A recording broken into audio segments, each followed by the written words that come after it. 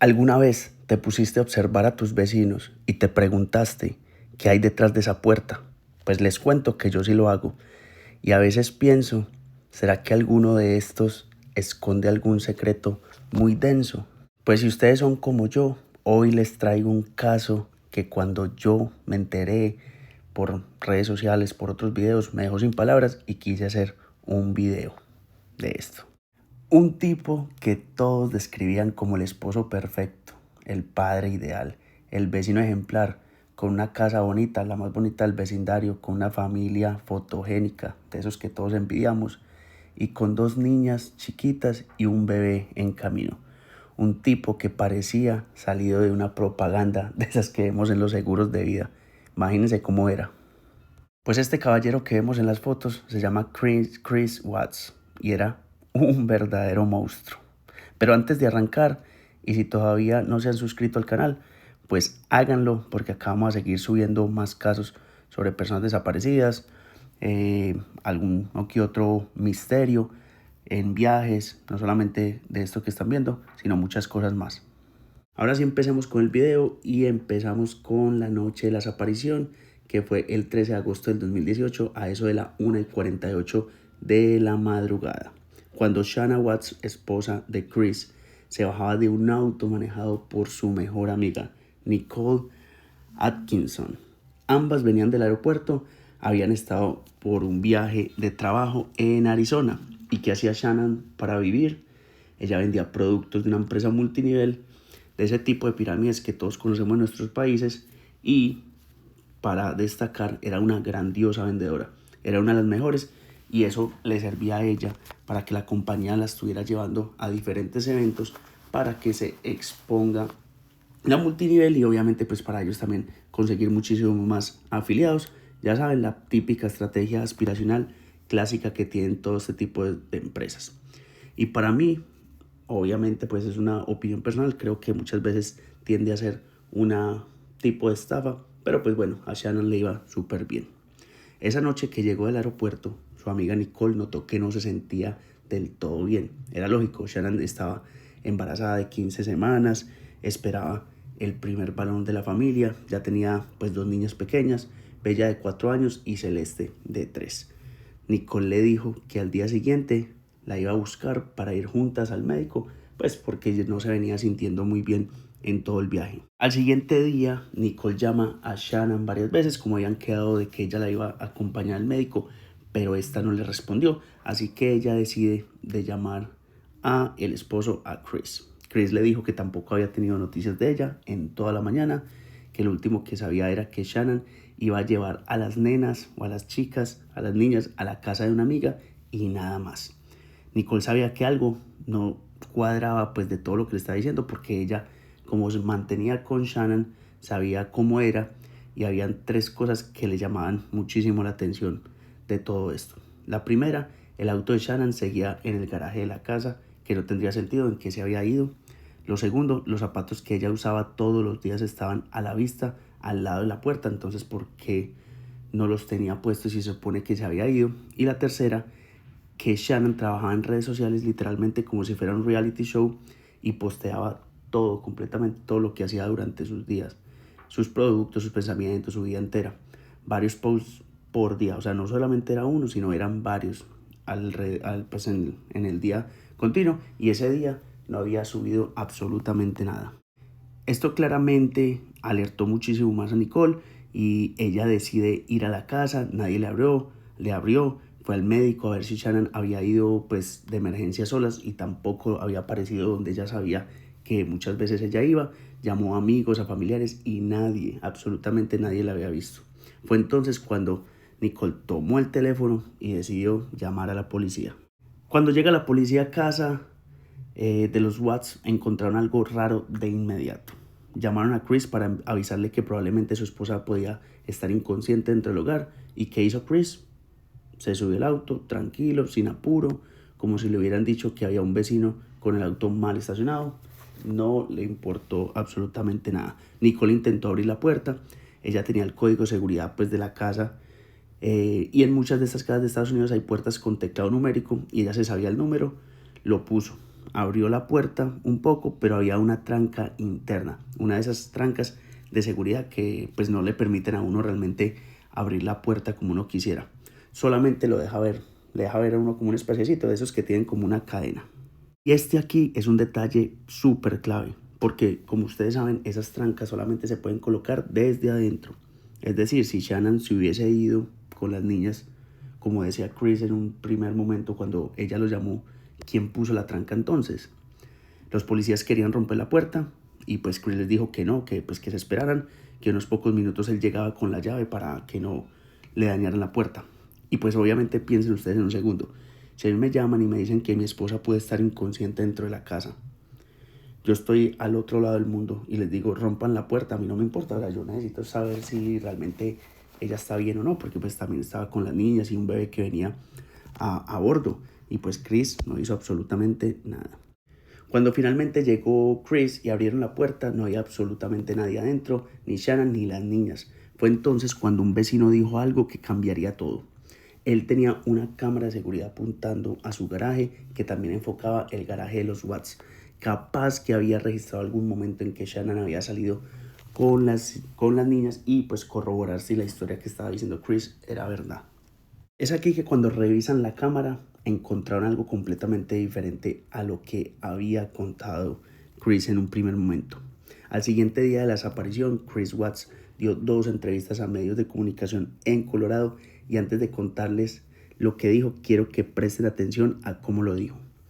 2 meses antes de la desaparición, Shannon había posteado en Facebook una foto de su embarazo con el mensaje: Chris es el mejor papá que podíamos pedir.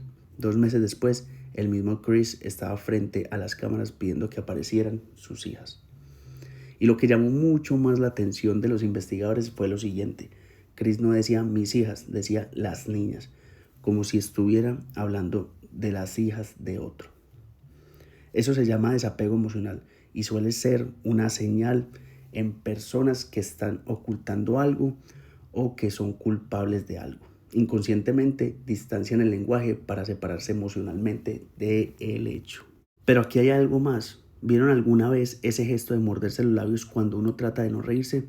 Los psicólogos explican que cuando alguien culpable está siendo interrogado y siente que todos le creen, experimenta una sensación de superioridad, como si el mundo fuera un juego y ellos estuvieran ganando, y es el placer de a veces, ese placer a veces escapa sin que se pueda controlar.